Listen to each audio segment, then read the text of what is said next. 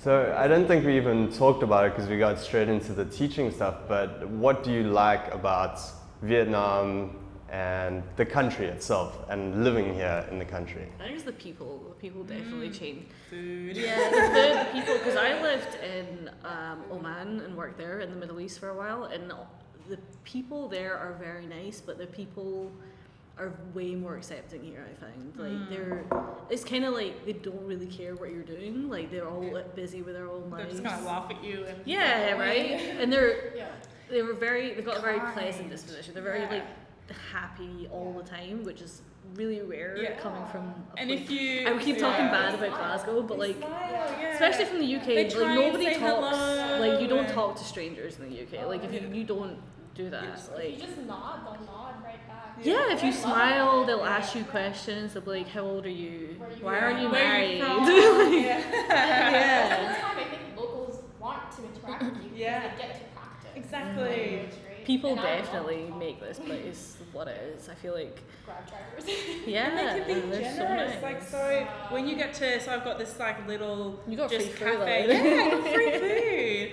I was just this sort of like cafe, just literally 2 doors down from where my apartment is, and it's sort of like a little cafe outside of an apartment. There's actually a bunch of them on my street, and I always sort of get a coconut and an orange juice or something from there. And I only just started going there the past couple of weeks. Not even couple. I've only been there for the last week because I went to another one near my school, and now that my school's just finished, I was like, oh, I want to find somewhere closer that I don't have to walk to, because I mean, I'm only a 10-minute walk from where school is in the main drag, but I like finding the local places, and I've literally been there maybe 5 times, and the 5th time, which was yesterday, I went to grab my coconut, and all I do is I walk and they're like, hi, like they know me, and I'm just like, coconut, and they're just like, even before that, I walked in and like, same as before, and I was like, same as before, and they're like, bring it up to me, and they know I'm gonna take it away, and they know I'm gonna do this, and this last time I went, they gave me my order, and then the guy just, like, as I was sort of walking out the door, the guy ran up to me with a bag of the, what are they called, rambutan, or the kind of like lychee fruit, Yeah. and he just like came, I was like, oh, well, here, take this, it's like a big bag of this fruit, and I was like, okay, and I was like, oh, thank you. Have you ever had your grab sweet. driver offer you stuff? My grab driver's offered me fruit, and I felt rude, but I just didn't want to take it, because I don't know you like that, but you don't do that kind of stuff but because of the whole cockroach incident, the cafe is owned by obviously the landlord. She gave me like a bunch of free like tokens for like the cafe. She felt so bad. She was so sweet. Because you made such a huge deal. Because I think she thought I was gonna leave. Oh yeah. Because I was so close to like. I gotta go. Do you ever feel like you're cheating on your go-to cafe? Yes. Go-to cafe when you go to another one, you're getting the same and you thing. come in with your That's how coffee, I and they're feel. looking at you like. Sometimes like, oh, I feel so bad. I'll go back to her tomorrow. Not today, Even tomorrow. I had a lunch place that I went to during my lunch break, and they just already knew my order. They knew where I was gonna sit. It was just like so good. I would just they'd give me the menu, and I'd just be like, and they're just like, I'd say orange juice, and they're like, no sugar. I'm like, no sugar. They just knew. I was like, oh, I love this. So they obviously, like, when you're a Westerner and you frequent a place often, they know you straight away. And they're so nice. If you go back to a place over and over again, they actually care. Whereas like any other place that I've been, it's just like, I mean, you just feel like it's not I feel the same. so welcome. It's because most of them are like family owned, where it's not like a Starbucks, it's not like a chain. They don't really care about you that much. It's nice. You feel like when you go into a certain restaurant, you're like part of the, like, you feel or like you're. convenience stores, okay. We got really friendly with it. When we lived together in D8, our Circle K kind of knew. So the people. The people like you're settled in, right? And it's one of the things that make you feel comfortable about being in a new country by yourself. Is like somebody knows you, their order. It's great. It's great. It feels good. It is nice. I mean, What else? Like, what do you like to do here? That kind of stuff. Well, karaoke is huge. We've only done it more. I've done it 9 in the morning. 4 times. Wow, you have? See, karaoke is huge, but it's not my favorite thing to do. It's fun. My voice is gone for like 3 days because I cannot control like how loud I am. So it's not, that's huge. I forget there's a mic, so I don't need to scream. Well, the other thing too is there's movie theaters here, which I don't know why it didn't dawn on me that. Right? The beds. There's movie theaters with beds. Come on. Yeah. So I think that's the other thing is even though it is a developing country, there are things here that are just like back home. So it's not so far. It is and it isn't. You don't need to bring everything with you. I brought everything with me, thinking I was scared. Right down to razors. I was like, I don't know if I want to find razors there. Like I did not know. There was a lot of things you can't find exactly. I mean, like sunblock. I would say like stuff that like deodorant, like those like things. But I think all the videos kind of tell you about that kind of stuff anyway. If you watch any video about people living, you know, specifically like videos of girls that live here, you'll get an idea of what to bring. Do anything? Research it. Yeah. Bring a waterproof backpack. Best decision I ever made was buying that. Waterproof backpack is all you need, honestly. Everything else you can probably get here. I had no idea there was like H&M here. I know what you should. Neither did I. Doing that kind of like is a lot more expensive here to shop in those kind of places, but like. Well, it's similar price. Like I guess for it me, just feels like it just a lot feels more expensive because you go to the market and it's like $2. It feels like I'm actually too spending $30 on this dress, but actually back home it would probably be even $10 more. So it actually similar pricing if you go to those big stores. But I was the same. I was like, I'm not going to find any sizing wise. I brought everything. Tall, you know, like a larger size shoe. Bring shoes. I would say bring shoes, but then H&M. I would say bring shoes because I didn't bring that much thinking I'm regular size. I'm size 7, 7.5. Shoes, I had a whole 37, I think, in the UK. Yeah. But anyways, I'm considered large because I would go in the market and they're like, no, size 6 is like the largest. It's a smaller size. So they're like, this will fit. You're like, I'm a size 9. Like that is not gonna fit me. So that's exactly work shoes because you can probably get sandals and stuff. But I would say like if you're working, make sure you bring it covered in. But to be fair, I guess H&M or Zara, they might have your sizes. They might, but they didn't have mine. I tried to find a pair of sandals in H&M once, and she was like, the biggest was size UK 6, and I'm a UK 7. Yeah. And I think, also quality shoes, because I wear my like sandals, like my good sandals from home, and like every single day pretty much. Because I didn't want to travel too heavily. Well, my mum being a backpacker for like 7 years, she's like, you don't need that, you don't need anything. I'm like, but I'm not going to backpack. I'm going to live and work, and I feel like I was really stressed packing because shoe size. I use a lot of alternative products, like natural stuff. I use a lot of natural things. I was like, they're not gonna have my soap that isn't actually soap, and they're not gonna have my charcoal toothpaste or my bamboo things. They have a lot of stuff that's mad. Like the only thing I would say is if you're not. They're not gonna have like shampoos without any of the bad things. Like specific, if you wear like makeup and stuff, if you're not white, like you need certain colors, bring that with you. You're not gonna find it. Yeah, because I find the same brands here that I use. You find the same brands, but not the same shades. Yeah, that's the only thing. Because I found the same brands and I've gotten really excited about it, and then I've looked at the thing. It's all white. It doesn't go past sand. Like fine.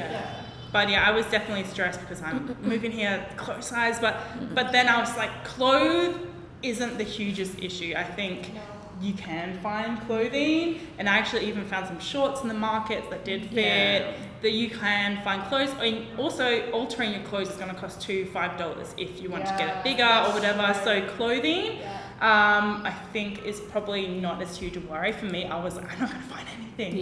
So I got to pack everything, but I let a lot of things go, and I came here and I was like, oh, actually there is a H&M and a Zara, and there's loads of shopping malls and things that are my size. But shoe size, I'm still yet to really find. I mean, I could squeeze my foot into their sandals and things like that. Have you been to the Russian market? No. I haven't either. I'll send you guys to it. I have some friends. Where is it? That they have. I think it's somewhere near District 1. I don't know. Yeah, D5 maybe. Okay. I don't think I've been to D5. Yeah, I'll figure it out and I'll send it to too. Yeah. I've heard that there's better luck with bigger shoes. Oh, cool. Oh, And good. as far as like organic products and things, I haven't found really most of the things that I use back home, but I have found alternatives in actually, because I'm living in D7 and there's a big Korean sort of market around there. So I go down to Vivo City, and down there's a lot of Korean markets and Korean sort of pharmacies, and there's this one pharmacy that has this huge organic range and like all this really like alternative medicine and things that I'm sort of used to. Like, oh yeah, D7. Oh, so if you look up Vivo City, yeah. it's a big shopping mall as well that has cinemas and bowling alleys and it has like so much stuff. So it's like a mall complex thingy. Yeah. And if you just walk around the corner, there's this really sweet little town. Like it kind of looks like a little town, a little suburb. It's quite Korean. Korean foods. There's still a lot of obviously Vietnamese foods there as well. But yeah, little Korean stores and Korean supermarkets and pharmacies. And so I've just been finding, you just gotta find it, and it's not so much you can't always just Google it, because I find I'll Google certain things and nothing, and then I'll be walking down the road the next day. I was like, that's exactly what I was looking for. A good thing to do is like ask the expat group.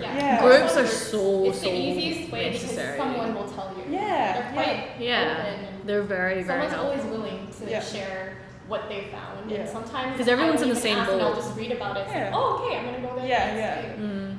So for me, it was cold and flu medicine because I brought so much with me, but then I got really sick after a week of teaching because kids. Yeah, you got to use your voice as well. Yeah. I lost my voice. So we were out and I walked past. Remember we went found that pharmacy and I was so happy because I asked her for medicine and she gave me. I've stocked up for the year. I have so much medicine. Yeah. And I found deodorant there too, and it's the same deodorant I use back home. Yeah. So I was really excited. So I'm smelling just good. Finding your places. Finding your places. Like, don't rely on Google. Like, sort of explore Walk around. Ask your expat group. Just explore. If you know there's like a shopping centre down the road, there's usually a lot of shops around the area as well. And I find even when you find your own place and you want to kind of like make it homey or something, like the other week I was looking for plants and then I posted something on the group and someone actually said, oh, you have to go to this place, and I did, and they were the sweetest couple. And it's just little things like that. You can always find what you're looking for, you just have to ask, and someone is bound to tell you on the expat group. I find sometimes obviously walking isn't like ideal because it's so hot outside, but you can always. I would say walk too, because walking you around, get used to the heat too. You don't want to be in AC all the whole time because that's how your voice. But on the grab bikes as well, it's nice because you get a breeze. Yeah, you could. I used to get car sick, and then I started grab bikes. Same. Being in a grab car because I broke my neck last year. Obviously, I'm not actually meant to be on a motorbike. Are you doing it now? Yeah, I am. Well, because I started in Delat when I did the motorbike tour for 7 hours. had no choice but it was when you so much quieter in Delat, and I was like, this is gonna be the perfect place if I'm gonna get on the back of a motorbike for the first time. So I did that, and I was so comfy, and he was a great driver because I told him it was my first time, and I was on the back of the bike for like 7 hours, and I'm so comfortable now. And then I came to the city, and it took me maybe like a week to sort of get on, adapt to back to the craziness. And then I'm like, I remember actually it was coming to you was the first time I rode the bike. Yeah, I was gonna say you had no choice because otherwise I had no choice. It was like it was like 400 and something K to get to your place in a car, or from 76 in a bike. Yeah. Oh wow. To us, or 76 on a bike. I enjoy my bike ride to the D1. And then it was so easy. Nice. He was a good driver. It wasn't anything. I wasn't like flinging about because I was thinking. I thought that maybe all the stopping and starting, because even in a car, I'm just like, car I think cars because are worse. Agreed. And I got there much faster than I thought I would. It's real nice. So definitely, I mean, you can work up to it, and especially for me, I sort of had like a reason why I wasn't getting on a bike. You had a reason, I didn't. I would say I would say don't wait as long as I did, because I wasted so much money on cars. Yeah, exactly. And it's enjoyable. It's really, you get to really see the city in a different way. You see so much more, exactly. Because I used to, when I would take a car, I would just like be on my phone the whole time. And you're not in the outside. You can look out the window, but it makes you feel sick though. best way to see the city. It's so nice. I found one of the TAs that I work with, I was looking for like underskirts to wear under a couple skirts so basically I was an idiot when I bought my stuff to come here. I opened the pack from online shopping and looked at it, just chucked in my suitcase without trying on, seeing if it's like thin like they were all see-through skirts. So I had to buy underskirts, and she took me on her bike after school and to this like alleyway and through like this field situation.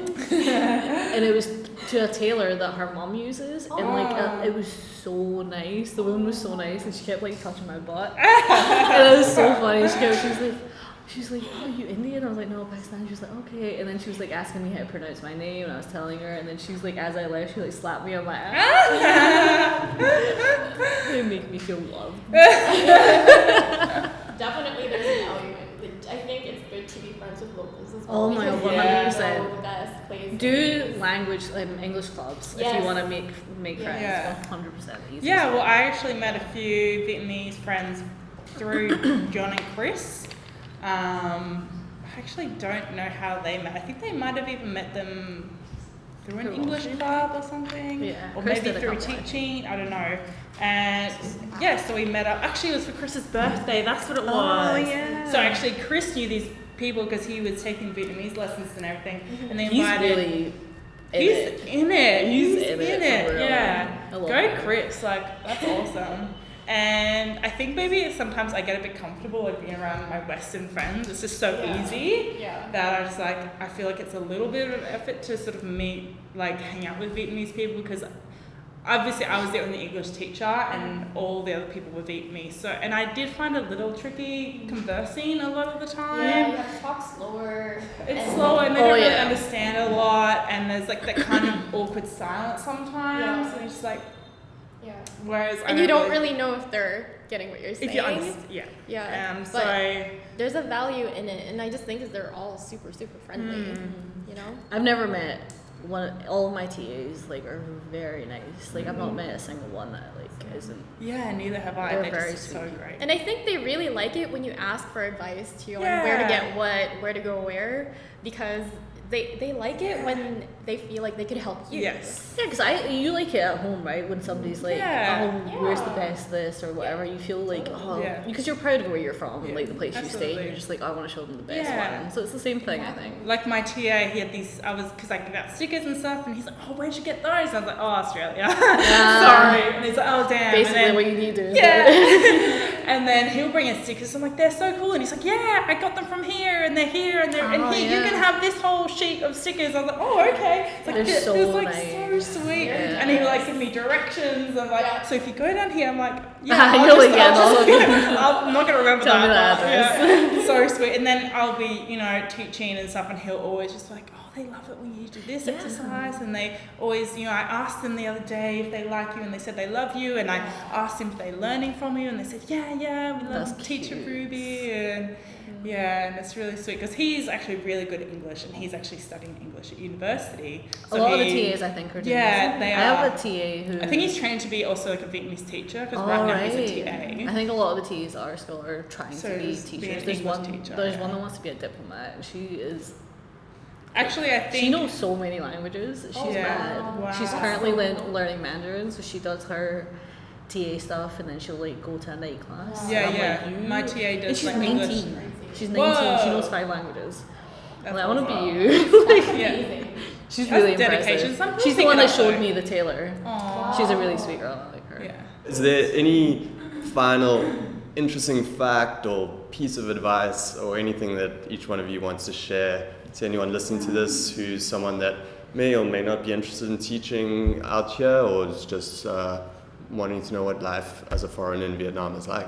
I would say plan, if you're going to come here, plan to, if you want to see the place, budget for that. Plan to have a certain amount for traveling as well, because I wish I traveled a little bit more before I got my job, because some of the teachers at my school started teaching and then they've taught for about 6 years and they haven't been outside of the city yet.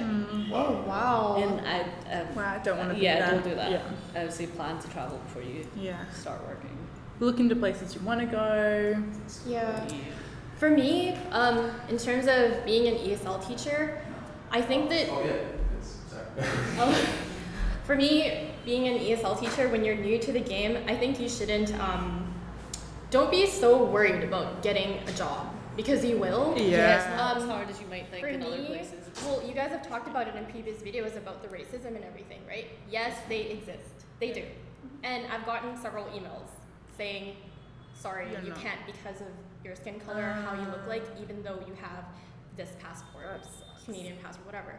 They don't care, but you only need one job, and there will always be companies out there who also once you get the experience. So you've got this one job, exactly. and you may be turned down because of looks or whatever, but once you have that experience, it's hard to turn down experience. And the thing is, like, don't be so hard on yourself, because it's not you, your capabilities, or your qualifications. It's just, that's just the way that company is, and you will stumble upon it if you are a certain color or something, but just don't let it, don't, just ignore it and move on, and just know that there is something. Exactly. It's like the bike drivers beeping at you when you're standing on the side of the road. You're not even crossing it, and they're just they're just warning you. They're just like, that's just how they've always done it. That's just their culture. They are constantly beeping. In my country, if you beep, it's like you did something really wrong. They're telling you like to piss off, but here it's just like, hey, I'm behind you. Hey, I'm coming around you. You should be happy they're warning you. They're actually doing that out of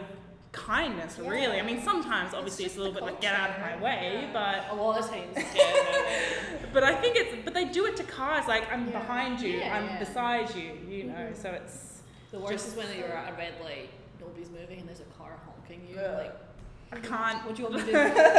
Seriously, it's so frustrating. I always look back at them and I'm like, I say take the leap. Just plan. I think having a certain plan and knowing what you want to bring with you.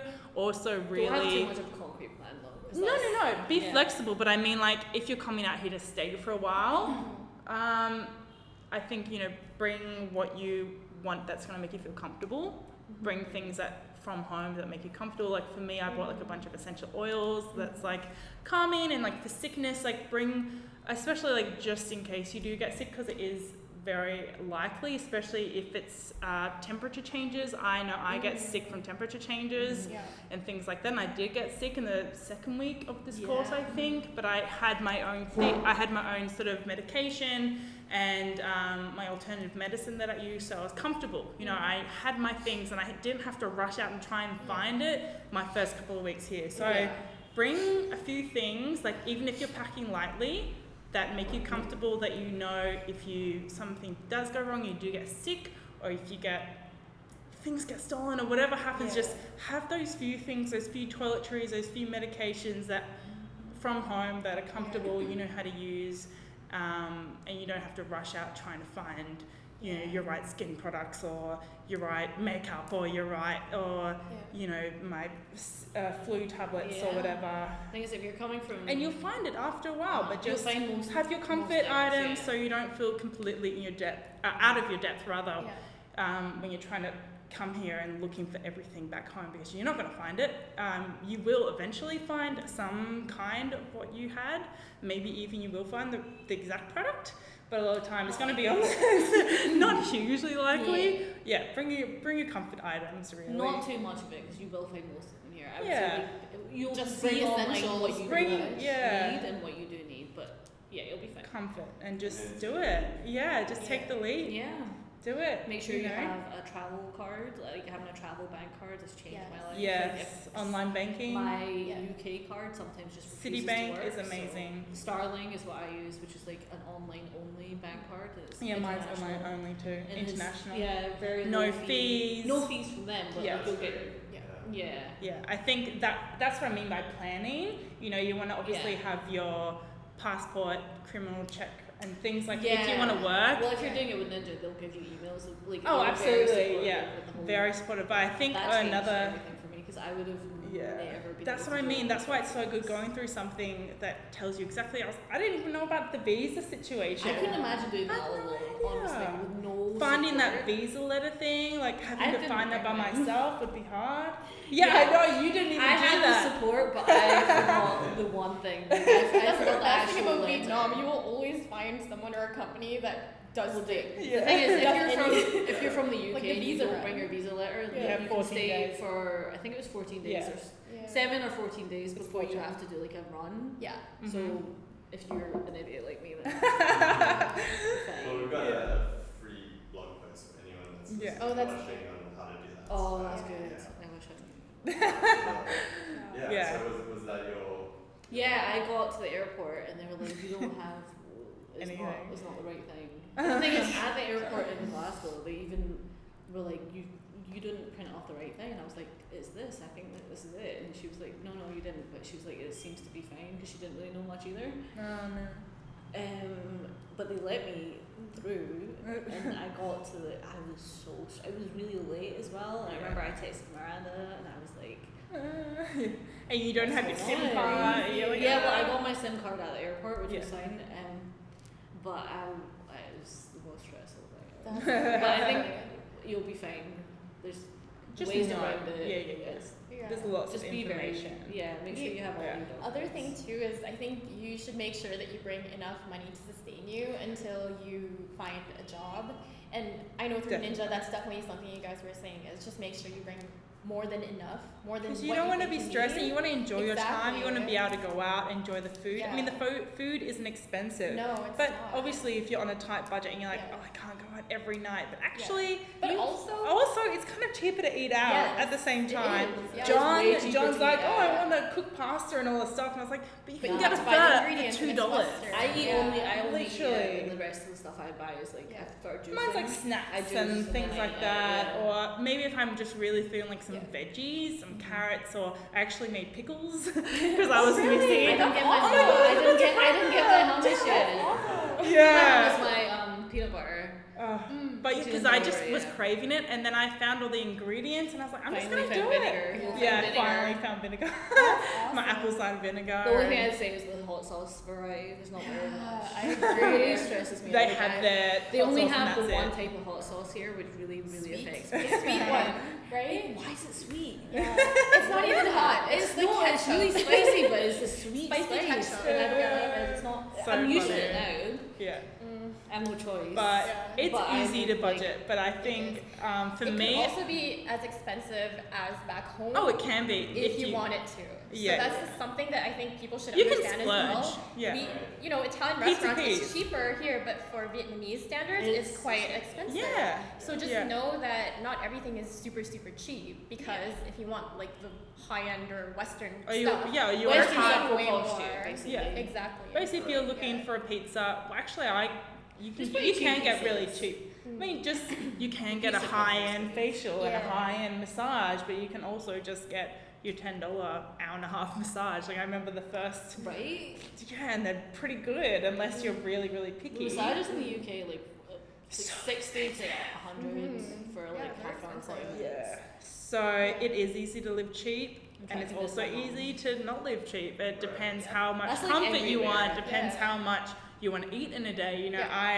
I came over. I didn't really have a budget because I knew it was cheap enough, and I wanted to enjoy myself. I was like, I wanted to save up, the amount of money that I did get to, and I was like, I felt really comfortable coming over here. Exactly. So just have an amount that you're comfortable with. Have contingency funds as well, I would say, because I knew before coming here that I was gonna backpack before I started teaching, and I set aside enough for that. Yeah. But if you're not planning to do that, then maybe you don't have to save as much.